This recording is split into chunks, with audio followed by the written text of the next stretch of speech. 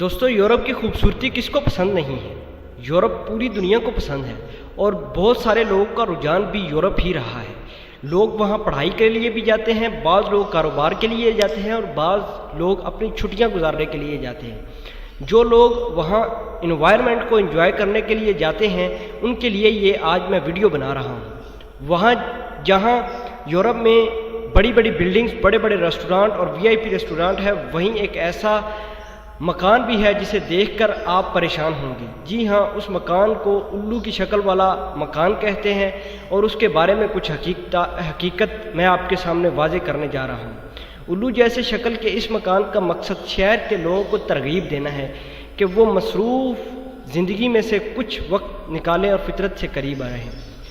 France کے ایک ماہر تعمیرات نے گھنے درختوں کے بیچوں بیچ ایک ایسا مکان تیار کیا ہے جو باہر سے دیکھنے پر بالکل الوؤں جیسا دکھائی دیتا ہے،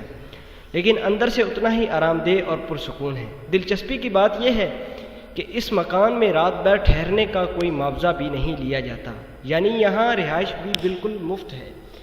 مشرق میں الو ایک ناپسندیدہ پرندہ تصور کیا جاتا ہے جسے نحوست اور بے وقوفی کی علامت بھی کہا جاتا ہے، لیکن مغرب میں اسی پرندے کو ذہانت اور دانش مندی کا نشان تصور کیا جاتا ہے اور اسے عزت کی نگاہ سے بھی دیکھا جاتا ہے۔ اس کا ثبوت لکڑی سے بنا ہوا یہ مکان ہے جسے دور سے دیکھ کر ایسا لگتا ہے جیسے 3 دیو قدامت الو ایک ساتھ بیٹھے ہیں۔ جنوب مغرب فرانس کے علاقے بورڈیاکس میں ماہر تعمیرات اور مصور نے اسے ڈیزائن کیا ہے، جبکہ اس کی تعمیر اور یہاں مہمانوں کی رہائش پر آنے والے تمام اخراجات ایک مقامی تنظیم برداشت کر رہی ہے، جس کا مقصد شہر کے لوگوں کو ترغیب دینا ہے کہ وہ کچھ وقت قدرتی ماحول میں قدرت کے قریب گزاریں تاکہ اپنی روزمرہ کی مصروف زندگی میں سے کچھ سکون حاصل کر سکیں۔ آپ اسے جنگل میں بیچوں بیچ ایک مفت ہوٹل بھی کہہ سکتے ہیں، جس کی ہر عمارت 3 منزلہ ہے، جسے ہر منزل ایک کشادہ اور آرام دہ کمرے پر مشتمل ہے، اور ہر کمرے کے بیچوں بیچ ایک گول گدا بچھا ہوا ہے جس کے سامنے موجود کھڑکی سے جنگل کا خوبصورت نظارہ کیا جا سکتا ہے۔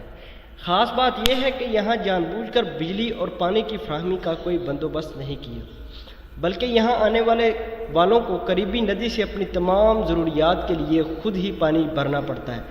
جبکہ رات کے وقت ہر کمرے میں صرف ایک موم بتی جلانے کی اجازت دی گئی ہے۔ اور اگر آپ فرانس جا کر قدرت کے حسین نظاروں سے لطف اندوز ہونا چاہتے ہیں اور کچھ وقت فطرت کی آغوش میں گزارنا چاہتے ہیں تو بورڈیاکس کے اس مقام پر ایک رات ضرور گزاریے گا، جسے لیس ونٹرز یعنی نگراں کا نام دیا گیا ہے۔